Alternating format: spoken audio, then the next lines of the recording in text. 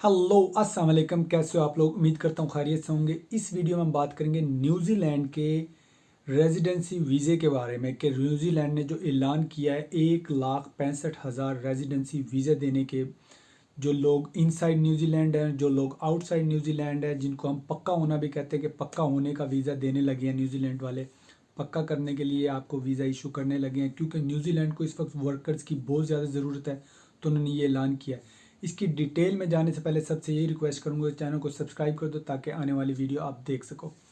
New Zealand New Zealand को corona की वजह से बहुत सारे वर्कर्स की बहुत सारी ज़रूरत हो गई है, तो उन्होंने सोचा कि जो वर्कर बाहर से बुलाने हैं, क्यों ना जो लोग हमारे यहाँ ऑलरेडी मौजूद हैं या जो आने वाले हैं उनको ही परमानेंट वीज़ा या रेजिडेंसी वीज़ा या पीआर दे दी जाए, पक्के कर दिया जाए, तो वो ज़्यादा फ़ायदेमंद है क्योंकि वो ऑलरेडी इतने साल से यहाँ मौजूद हैं, ऑलरेडी उनको एक्सपीरियंस है इस कंट्री का, जानते हैं इस कंट्री के रूल एंड रेगुलेशन का पता है, और कितने कितने साल से रह के यहाँ अच्छी ज़िंदगी गुजार रहे हैं, कोई ऐसा क्रिमिनल नहीं है रिकॉर्ड उनका। तो उन्होंने सोचा क्योंकि इनको ही पहले प्रायोरिटी दी जाए तो इनको दिया जाए। तो उन्होंने ऐलान किया कि 1,65,000 लोगों को हम रेजिडेंसी वीज़ा दे रहे हैं, इनसाइडर भी और आउटसाइडर भी। इनसाइडर वो जो ऑलरेडी न्यूजीलैंड में मौजूद हैं, आउटसाइडर जो आने वाले हैं या जो इन्होंने वीज़े अप्लाई किया हुआ है या जो ले सकते हैं। हम बात करेंगे इस वीडियो में जो इनसाइडर हैं। इनसाइडर 3 तरह से अप्लाई कर सकते हैं इस वीज़े को जो ऑलरेडी न्यूजीलैंड में मौजूद है। पहला तो ये कि आपको न्यूजीलैंड में रहते हुए कम से कम 3 साल हो गए हों और आपका वीज़ा वैलिड हो, आपके कोई ओवरस्टे या कोई ऐसा कोई मसला ना हुआ हो आपके साथ, तो तब भी आप अप्लाई कर सकते हो। फॉर एग्ज़ाम्पल, अगर आपको 3 साल नहीं हुए, फिर आपको रहते हुए न्यूजीलैंड में 2 साल, 1 साल, 3 साल हो गए हैं, वो भी अप्लाई कर सकते हैं। तो उनके लिए शर्त ये है कि आपकी जो सैलरी है वो कम से कम 27 न्यूजीलैंड डॉलर होनी चाहिए, इससे ज़्यादा जितनी भी हो पर आवर, बट कम से कम $27 पर आवर आपकी सैलरी होनी चाहिए।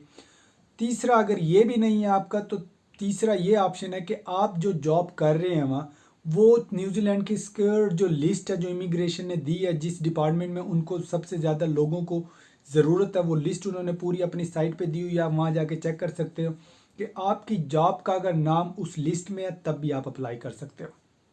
3 तरह की कैटेगरी हैं जो इनसाइड मौजूद है। पहला वो जिनको 3 साल हो गए हों, दूसरा वो जिनकी $27 कम से कम सैलरी हो पर आवर, तीसरा वो जिनका जो जॉब्स है वो नीड लिस्ट में हो या स्केयर लिस्ट में हो, जो न्यूजीलैंड को अशद ज़रूरत है उस लिस्ट में उसकी जॉब होनी चाहिए। तो ये तीनों लोग अप्लाई कर सकते हैं। अब हम बात करते हैं कि एलिजिबिलिटी क्राइटेरिया क्या है, कि अप्लाई करने के लिए क्या मेन चीज़ है। कोई इतनी बड़ी रिक्वायरमेंट नहीं है, सिर्फ अप्लाई करने के लिए अगर आप इमिग्रेशन की साइट पे जाके चेक करो तो सिर्फ और सिर्फ तीन तीन ही कहूँगा कि 3 ही है, क्योंकि मैंने खुद भी जाके वहाँ देखा है। पहला तो ये कि आप न्यूजीलैंड के अंदर 29 सितंबर 2021 से पहले पहले आप न्यूजीलैंड में एंट्री आपकी की हुई होनी चाहिए, पहले तो ये। दूसरा, ये आपके पास वैलिड वीज़ा हो, जो जैसे मैंने कहा ना उस पर कोई ओवरस्टे या कोई मसला हुआ हो, वैलिड वीज़ा आपके पास होना। तीसरा, आपको 3 साल हो गए हों न्यूजीलैंड में रहते हुए, 29 सितंबर से पहले 3 साल हो गए हों, 29 सितंबर के बाद नहीं। ये सिर्फ कैटेगरी है एलिजिबिलिटी की। और अगर आपके साथ फैमिली है तो मज़े की बात इस एप्लीकेशन की है कि आप अपनी फैमिली को भी इसमें शामिल करके साथ ही फ़ाइल सबमिट करवा सकते हैं। अब हम बात करते हैं कि फ़ाइल सबमिट करवाने की डेट कौन सी है।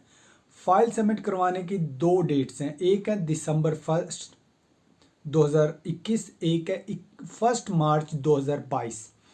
चाहे तो आप दिसंबर 1 में अप्लाई कर सकते हो, चाहे आप मार्च 1 में अप्लाई कर सकते हो, नेक्स्ट ईयर 2022 में। अप्लाई करने के लिए जो आपके पास डॉक्यूमेंट्स होने चाहिए वो मैंने जैसे बताया कि इतनी कोई ज़्यादा नहीं है। पहली तो बात ये कि कोई आइट्स नहीं मांगा उन्होंने, तो आइट्स की कोई ज़रूरत नहीं है, वहाँ लिखा हुआ नहीं है। सेकंड ये कि ना उन्होंने आपका पुलिस करैक्टर सर्टिफिकेट मांगा है, बट मैं ये अपने तौर पे ये आपको ज़रूर कहूँगा, उन्होंने लिखा भी हुआ है वहाँ कि अनलेस इमिग्रेशन को कोई आपकी फ़ाइल में कोई मसला ना नज़र आए तब वो आपसे रिक्वायर कर सकते हैं। तो जो लोग अप्लाई करना चाहते हैं उनको चाहिए कि वो एडवांस में ही आप अपना पुलिस करैक्टर सर्टिफिकेट अपने ओन कंट्री से बनवा के सेंड करवा सकते हैं। तो ये अच्छी बात है, मांगेंगे तो सबमिट हो जाएगा, नहीं मांगेंगे तो आपके अपने काम आ जाएगा। अनलेस आप एप्लीकेशन जमा कराने के बाद अगर मानता है, फिर 2-4 महीने आपको और वेट करना पड़ेगा। और तीसरा आपका मेडिकल चेकअप होगा, जो वहीं होगा उनकी रिक्वायरमेंट से, जैसा वीज़े का मेडिकल चेकअप होता है। जो लोग बाहर गए हैं उनको पता ही है मेडिकल चेकअप कैसे होता है, कौन सा प्रोसेस होता है, वो सेम प्रोसेस वो होगा। और ये सारे डॉक्यूमेंट जमा करवाने के साथ साथ आप कितने टाइम में वो आपको फाइल को क्लियर कर देंगे। उन्होंने जो मैक्सिमम टाइम दिया है इसका 1 साल का दिया है, बट उन्होंने ये भी मेंशन किया है कि 1 साल के अंदर अंदर वो एप्लीकेशनें सारी क्लियर कर देंगे। दैट मीन्स के 5-6-7 महीने में आपकी एप्लीकेशन क्लियर होके आपको परमानेंट रेजिडेंसी मिल जाएगी, आपको रेजिडेंट कार्ड मिल जाएंगे। ये उनकी तरफ से मेंशन किया हुआ है कि साल के अंदर अंदर हम आपको क्लियर कर देंगे। बट साल में तो उसका क्लियर होगा ना जो जितनी लेट अप्लाई करेगा, बट जो जितनी जल्दी अप्लाई कर देगा तो ऑलमोस्ट कोई 2 महीने में फारिग हो जाएगा, कोई 4 में, कोई 6 में। तो हम मैक्सिमम 6 माह का माइंड बना के सेट करो कि 6 माह में हमें रेजिडेंट कार्ड मिल जाएगा। जी हाँ, जैसे मैंने कहा कि आप फैमिली के साथ भी अप्लाई कर सकते हो और फैमिली के साथ भी आप जा सकते हो। अब हम बात करते हैं जो लोग आउटसाइड न्यूजीलैंड है, जो लोग अभी अभी आए हैं न्यूजीलैंड में या आने वाले हैं आने वाले टाइम में, उनके लिए ये है कि उनके पास कम से कम जो कैटेगरी है उनकी जॉब के लिहाज से या एजुकेशन के लिहाज से वो ये होना चाहिए, वो होना चाहिए क्रिटिकल हेल्थ वर्कर का वीज़ा आपके पास होना चाहिए, या क्रिटिकल हेल्थ की जो जॉब्स हैं वो भी सारी इमिग्रेशन पे दी हुई हैं, उनमें से कोई एक जॉब्स आपके पास होनी चाहिए, तब भी आप एलिजिबल होते हो इसके लिए अप्लाई करने का। तो कहने की बात यह है कि जो मेडिकल से रिलेटेड जो लोग हैं जो न्यूजीलैंड आना चाहते हैं या जिनका प्रोग्राम है, तो उन लोगों के लिए एज़ कंपेयर बहुत आसानी है, बट वो सिर्फ एक ही कैटेगरी हो जाती है मेडिकल से रिलेटेड। अदरवाइज़ दूसरे जो बाहर से आ रहे हैं उनके लिए थोड़ा टफ हो जाएगा, वो अप्लाई सिंपल इज़ दैट के नहीं कर पाएंगे, क्योंकि इनसाइडर लोग ही इतने सारे हैं जो बहुत बहुत सालों से लगे हुए हैं। तो होप सो उन सबको ही मिल जाए, उनकी सबकी फ़ाइल लगे और वो सब अप्लाई करें।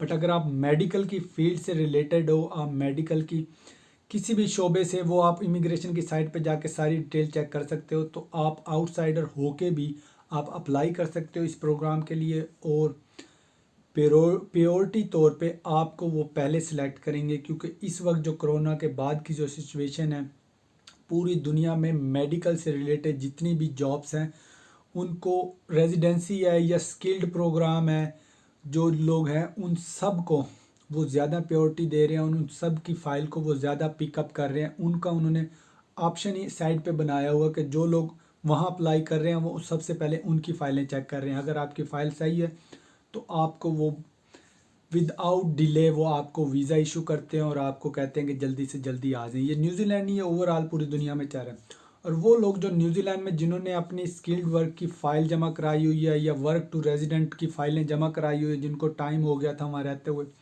वो लोग भी इस प्रोग्राम में शामिल हो सकते हैं और अपना वो डेटा भी साथ लगा सकते हैं कि हमने रेजिडेंसी के लिए ऑलरेडी फ़ाइल जमा कराई हुई है। ये होप कि ये सिंपल ज़बान में आपको समझ आ गया कि न्यूजीलैंड का जो वीज़ा प्रोसेस है वो कैसे है, इनसाइडर आउटसाइडर के लिए कौन कौन सी एलिजिबिलिटी की जो कैटेगरी है, फैमिली भी साथ जा सकती है, सारी डिटेल में आपको समझ आई तो चैनल को लाइक करना, शेयर करना, सब्सक्राइब करना। मिलते हैं आपको अगली किसी और इन्फॉर्मेटिव वीडियो के साथ, तब तक के लिए अल्लाह हाफिज़।